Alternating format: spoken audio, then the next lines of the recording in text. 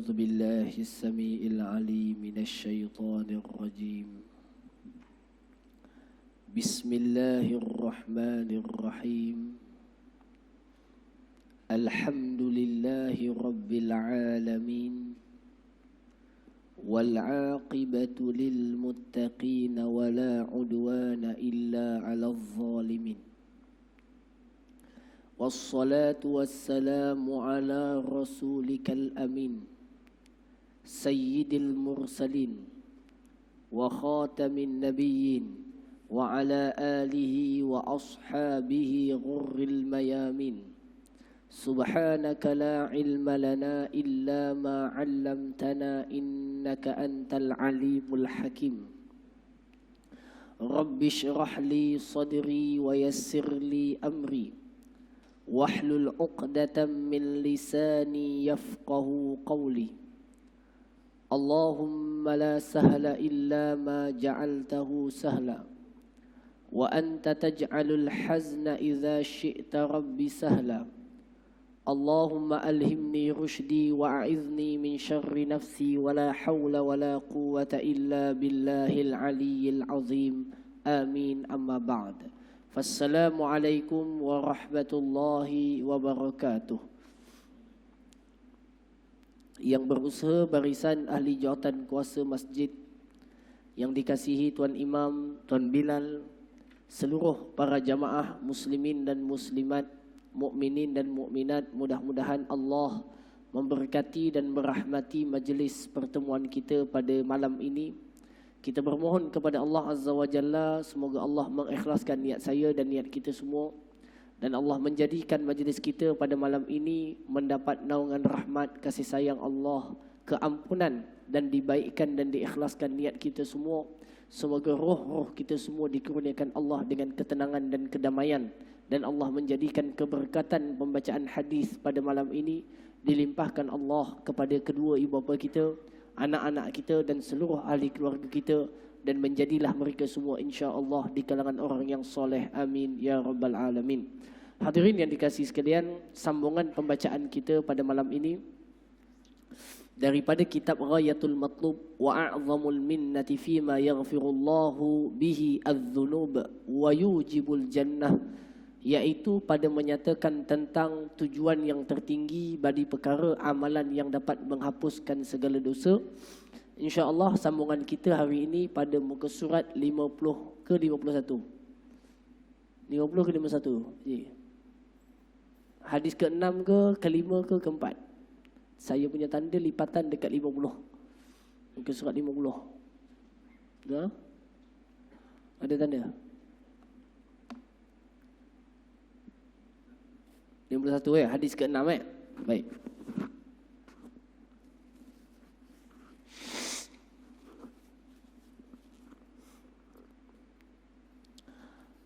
Hadis yang ke-6 daripada Abu Hurairah radhiyallahu anhu, daripada Nabi sallallahu alaihi wasallam baginda bersabda, Man qala hina ya'wi ila firashihi La ilaha illallah wahdahu la syarika lah, lahul mulku wa lahul hamdu, wa huwa ala kulli syai'in qadir, wa la hawla wa la quwwata illa billah, subhanallahi walhamdulillah, wa la ilaha illallah wallahu akbar, ghufirat dhunubuhu wa in kanat mithla zabadil bahr au akthara min zabadil bahri au kama qal. Hadirin yang dikasihi sekalian, hadis yang ke-6 daripada amalan yang boleh mengampunkan dosa adalah hadis yang diriwayatkan oleh Al-Imam Ibn Sunni. Okey, dengan sanad yang muttasil, diriwayatkan oleh Al-Imam An-Nasa'i dengan sanad yang mauquf. Katanya, kata Nabi SAW, Man qala hina ya'wi ila firashih, barang siapa yang ketika nak pergi ke tempat tidur, maknanya barang siapa yang nak tidur. Okey, barang siapa yang pergi naik ke atas katil, itu terjemahan Arabnya yang tepat. Terjemahan Melayu disebut nak tidur, tapi dalam Arabnya barang siapa yang membaca ketika dia sudah berada menuju ke katil. Bila sebut menuju ke katil, fahamnya adalah nak tidur. Katanya barang siapa yang pergi menuju ke katil, lalu ia membaca, sebelum saya mulakan bacaannya apa tuan-tuan, saya nak sebut dulu. Zikir tentang baca ketika nak tidur ini terdapat banyak hadis, banyak riwayat dan banyak perbahasan. Cukup satu kitab yang besar, yang bukan besar tetapi baik untuk menjadi rujukan kita semua, iaitu kitab Al-Azkar yang disusun oleh Al-Imam An-Nawawi rahimahullahu ta'ala. Dalam kitab tersebut menyebutkan beberapa amalan yang disebutkan oleh Nabi SAW. Sebelum saya masuk yang ini tuan-tuan kena tahu yang asal ni dulu. Okey, apa dia? Yang paling asas daripada Abu Hurairah, Nabi SAW menceritakan kepadanya ataupun disebutkan kepada Nabi kisah tentang syaitan yang mencuri harta dalam Baitul Mal. Saya yakin tuan-tuan selalu dengar kisah ini. Kemudian Abu Hurairah pun tangkap pencuri tadi. Kemudian dia janji tak nak curi lagi, dilepaskan ia. Besok dia datang lagi, ditangkap lagi sekali. Dia kata aku tak akan curi lagi, dilepaskan kali yang kedua. Dia kata, Nabi kata malam nanti dia datang lagi. Okey. Betul malam itu datang lagi, Abu Hurairah tangkap dia sekali lagi. Dia kata aku tak akan lepaskan kamu kali ini sampai aku bawa kamu kepada Nabi SAW. Lalu orang itu pun mengatakan, yang curi tadi mengatakan, baik beginilah, jangan bawa aku berjumpa dengan Rasulullah. Aku ajarkan kepada kamu satu ilmu, satu amalan yang kalau kamu baca, kalau kamu amalkan ketika nak tidur, kamu tak akan diganggu dan dikenakan apa jua kejahatan daripada syaitan sampai esok pagi. Abu Hurairah kerana inginkan ilmu, beliau pun kata, baik, ajarkan dan aku lepaskan. Tapi ingat, datang sekali lagi tak ada.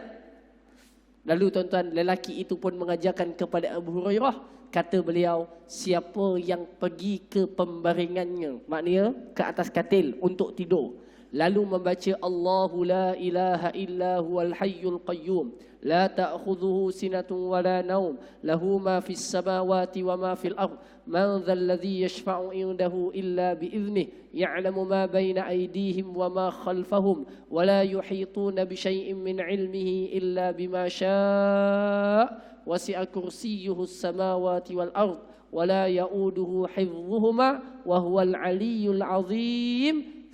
Dia tidur malam itu dengan ayatul kursi sampai ke esok paginya tidak akan dikenakan ia daripada kejahatan syaitan sampai ia waktu pagi.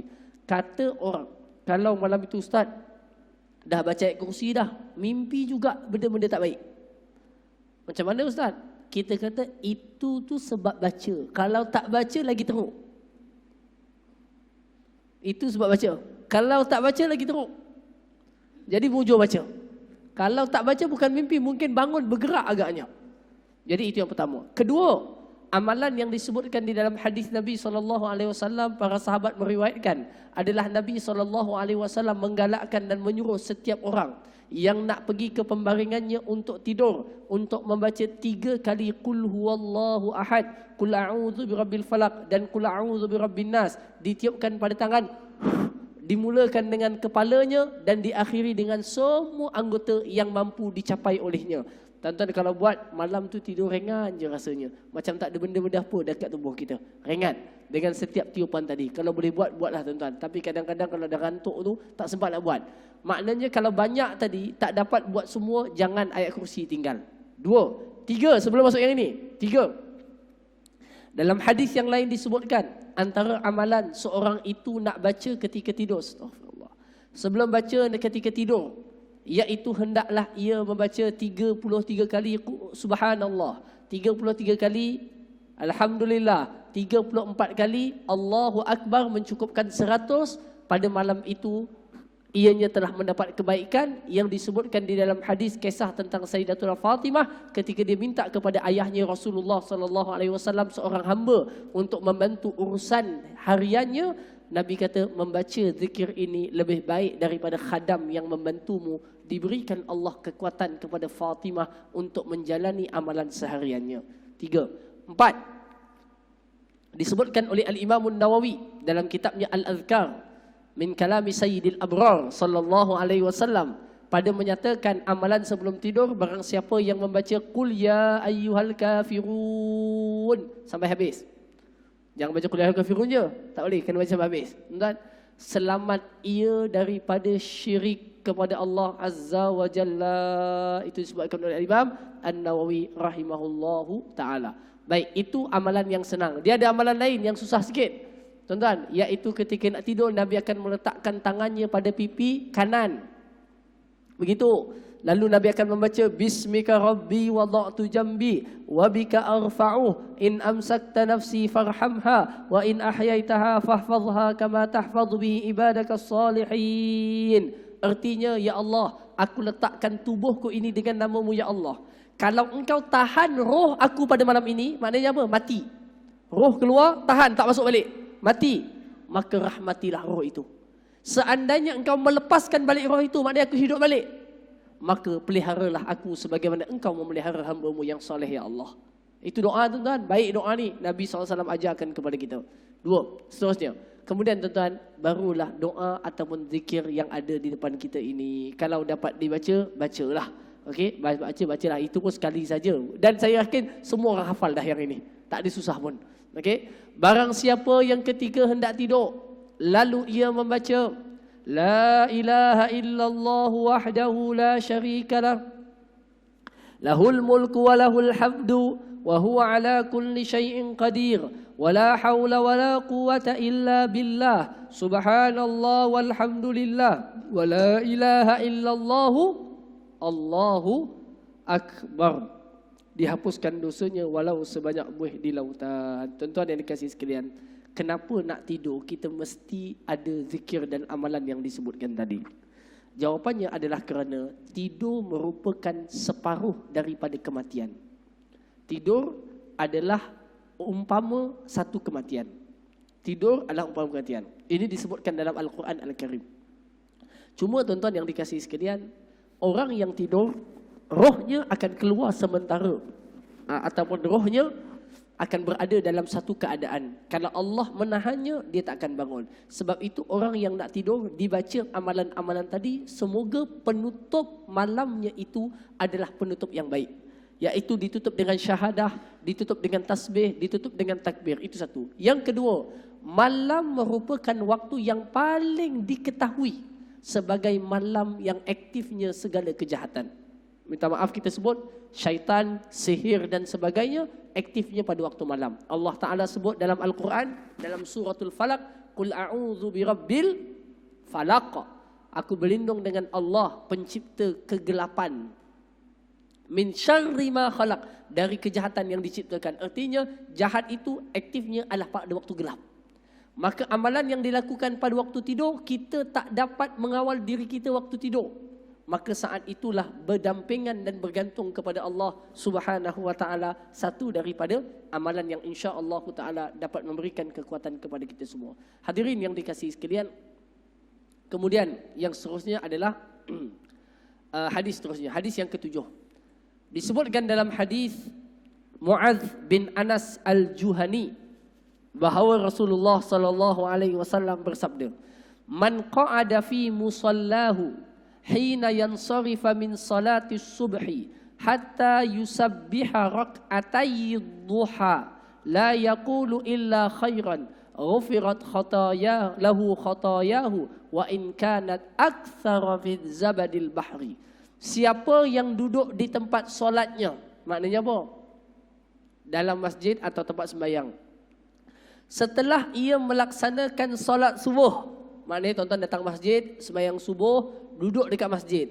Duduk kat masjid ni tuan-tuan, ustaz, duduk tempat sembahyang yang di sini, kalau saya sembahyang kat sini, siap sembahyang, kena duduk sini juga ke? Boleh tak pergi belakang tiang? Cikgu Mustafa. Begitu. Tuan-tuan, maka kata para ulama, bukan bermakna secara tempat itu.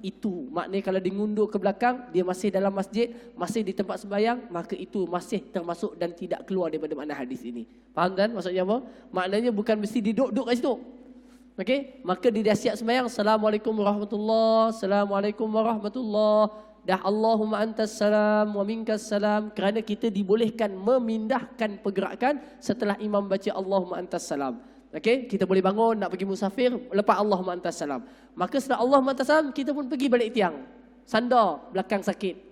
Sandar tiang. Adakah itu keluar daripada makna hadis ini? Jawapannya tidak.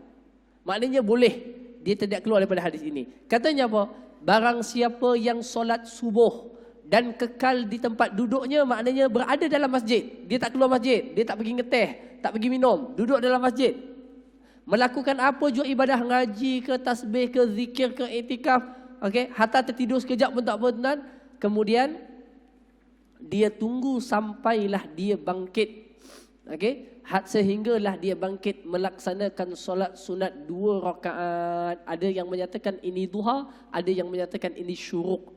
Terserah. Dalam hadis ni jelas disebut duha.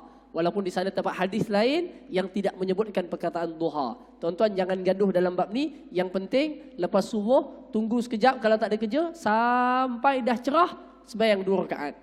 Yang nak sembahyang duha dah masuk duha. Yang tak nak sembahyang duha sembahyang 2 rakaat kemudian balik. Jangan gaduh. Yang gaduh balik awal tu. Salam terus cabut tuan. Okey. Jadi solat sunat 2 rakaat. Katanya apa? Dalam hadis lain tuan-tuan, bukan hadis ni. Dalam hadis lain menyebutkan siapa yang datang solat kemudian duduk di tempat solatnya subuh sampai terbit matahari, kemudian baru ia pulang melaksanakan 2 rakaat solat sunat, kemudian pulang ke rumah, baginya pahala haji dan umrah yang sempurna. Dalam hadis ini baginya keampunan segala kesalahannya walaupun dosanya itu banyak sebanyak buih di lautan. Baik. Hadirin yang dikasihi sekalian, hadis yang ke-8. Okey, hadis yang ke-8. Man qala ba'dal fajri 3 marratin. Barang siapa yang membaca selepas solat subuh 3 kali bacaan. Wa ba'dal asri 3 marratin. Dan selepas asar 3 kali bacaan. Baca apa? Astaghfirullahal azim. Allazi la ilaha illa huwal hayyal. Tengok barisnya tu. Hayyal. Bukan hayyu. Hayyal. Qayyuma wa atubu ilaih. Kuffirat anhu dhunubuhu. Wa in kanat mithla zabadil bahri. Barang siapa yang membaca selepas solat subuh, maknanya imam akan pandu makmum. Astaghfirullahalazim allazi la ilaha illa huwal hayyul qayyum wa atubu ilaih. Astaghfirullahalazim allazi la ilaha illa huwal hayyul qayyum wa atubu ilaih. Astaghfirullahalazim allazi la ilaha illa huwal hayyul qayyum wa atubu ilaih. 3 kali cukup dah. 3 kali cukup. Tak perlu 7, tak perlu 10. 3 cukup. Dalam hadis lain tak ada allazi la ilaha illa huwal hayyul qayyum, tak ada astaghfirullahalazim, astaghfirullahalazim, dah cukup. Okey? Tuan-tuan ada panjang, baca habis. Astaghfirullahalazim allazi la ilaha illa huwal hayyul qayyum wa atubu ilaih. Baca 3 kali selepas sembahyang subuh dan selepas sembahyang asar. Tapi tuan-tuan kena boleh baca ia kepada semua sembahyang fardu. Kerana hadis yang menyebut istighfar selepas solat astaghfirullah 3 kali itu ada berlaku pada semua solat. Cuma yang ini ni pada asar dan subuh yang panjang tu. Yang pendek tu dekat semua solat. Jadi nak senang, tuan-tuan baca je dekat semua solat, insya-Allah tidak ada apa-apa masalah. Baik. Sekarang ini imam kita mengamalkan bacaan huwal hayyu qayyumu wa atubu ilai. Dalam hadis ini huwal hayyal qayyuma wa atubu ilai. Yang mana betul? Dua-dua betul. Dua-dua betul. Tetapi yang lebih jelas mengikut kaedah nahwunya adalah yang ini, baris atas. Lebih jelas menurut kaedahnya. Walau bagaimanapun kedua-duanya betul menurut bahasa Arab. Boleh tuan, boleh. Cuma kalau nak ikut daripada sudut jelasnya ikut baris atas atau depan adalah hayyal qayyum. Tapi tuan-tuan, mana-mana imam baca mana-mana baris, dua-dua itu adalah tidak ada apa-apa masalah. Boleh tuan Jangan gaduh. Tuan-tuan sekali-sekali baca hayyal qayyum, baik, kerana jelas dia mengikut baris Allah tu. Astaghfirullah al-azima, maka al-hayya al-qayyuma. Faham tak? Faham tak? Tengok baris tu. Astaghfirullah al-azima, maka al-hayya al-qayyuma. Di baris atas ikut semua. Okey, walau bagaimanapun kedua-duanya adalah boleh dibaca dan diamalkan. Qufirat anhu zunubuhu wa in kanat mithla zabadil bahr. Maka akan dihapuskan baginya segala dosanya walaupun sebanyak buih di lautan. Okey? Walaupun sebanyak buih di lautan. Baik. Dah. Baik, hadirin yang dikasihi sekalian. Panjang lagi nampaknya ni. Ya. Baik, tuan-tuan yang dikasihi sekalian, saya nak sebut pertama sekali. Kita dalam baca bab ni, memanglah dalam kitab yang kita baca ini amalannya amalan-amalan zikir. Tetapi tuan-tuan kena ingat, di dalam Islam ini penghapusan dosa tidak hanya terhenti kepada bacaan amalan. Di sana terdapat banyak lagi amalan yang bukan melibatkan zikir atau solat atau iktikaf, tetapi padanya fadilat yang besar dan banyak, dan ini banyak dilupakan oleh umat Islam.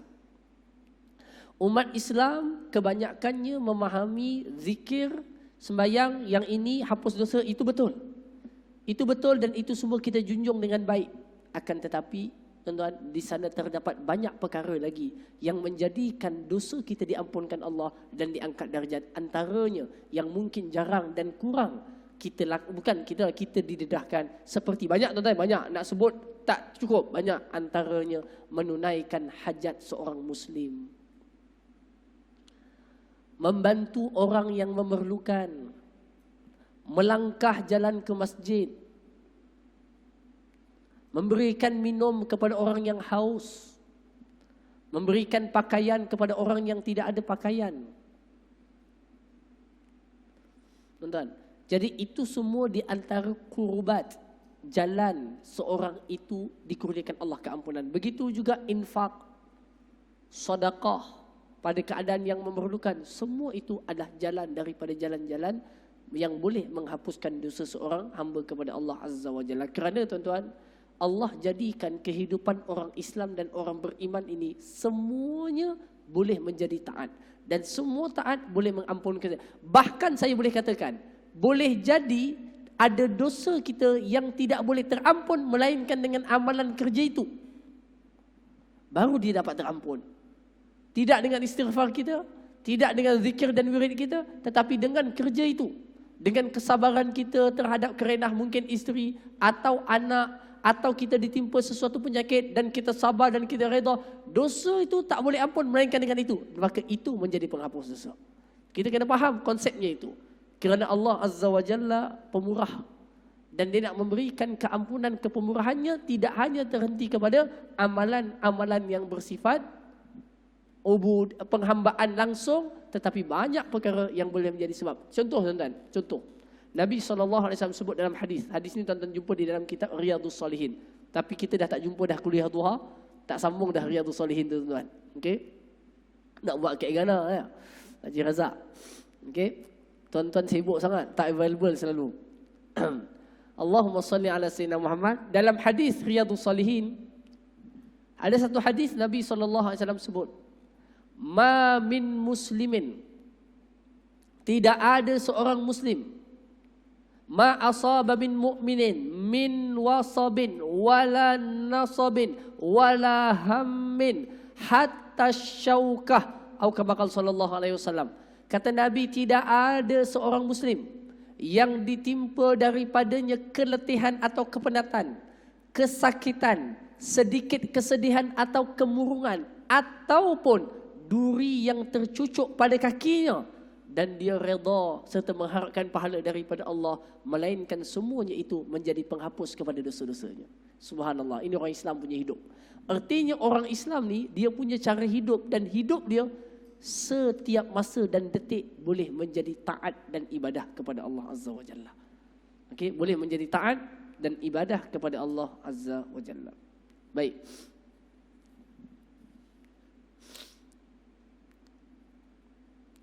Hadis yang ke-9 daripada Abu Hurairah radhiyallahu anhu, telah berkata Rasulullah sallallahu alaihi wasallam bersabda, man hafaza ala salatid duha ghufirat dhunubuhu walau kanat aktsara min zabadil bahri. Siapa yang merutinkan solat duha, nescaya akan diampunkan dosanya walau ia lebih banyak daripada buih di lautan. Diriwayatkan oleh Al-Imam Al-Hafiz Abu Muhammad Ibn Humaid dalam musnadnya. Hadis yang ke-10. Solat sunat duha boleh dilakukan 2 rakaat, boleh dilakukan 4 rakaat, boleh dilakukan 6 rakaat, boleh dilakukan 8 rakaat. Solat sunat duha di antara solat sunat yang sangat dituntut kerana sangat besar fadilatnya. Solat sunat duha bukan seperti yang kebanyakan orang membayangkan adalah solat sunat untuk dapat duit banyak, atau dapat projek banyak, atau dapat cabutan bertuah. Tetapi solat sunat duha adalah solat sunat menunaikan kesyukuran kepada Allah di atas segala nikmat anggota yang Allah bagi kepada kita. Di atas kesyukuran itu Allah pun menambahkan kebaikan dan kepada kita akan rezeki dan pemberian. Silap dengan kesilapan kalau seorang itu menyangkakan hanya dengan solat duha perniagaannya maju. Salah. Dengan menjadi solat sunat duha, dia ini dan ini. Tidak.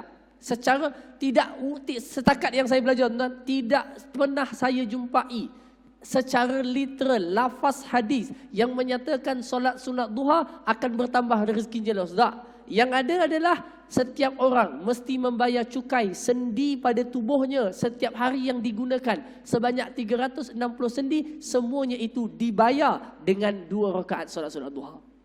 Maka kesyukuran di atas nikmat itulah Allah menambahkan nikmat. Nikmat itu datang macam-macam. Nampak tak? Kalau tidak nanti tuan-tuan, memang berlaku depan mata saya nampak tuan-tuan. Bila hari itu dia ada nak close sale, hari itu sembahyang duha. Besok tak ada customer, dia tak sembahyang duha. Lusa ada appointment dengan customer, hari itu sembahyang duha. Biar jadi dengan customer tu. Akhirnya, solat menjadi bahan perniagaan. Sedangkan solat adalah penghambaan kepada Allah. Nilai keuntungan dengan nilai penghambaan jauh lebih bernilai daripada keuntungan. Kerana seorang yang untung tanpa menjadi hamba tidak ada nilai. Dan seorang yang menjadi hamba, apa jua yang berlaku kepadanya, semuanya adalah baik. Boleh tuan jelas ya yang nak dimaksudkan oleh saya? Baik. Ada soalan nak tanya? Ada soalan?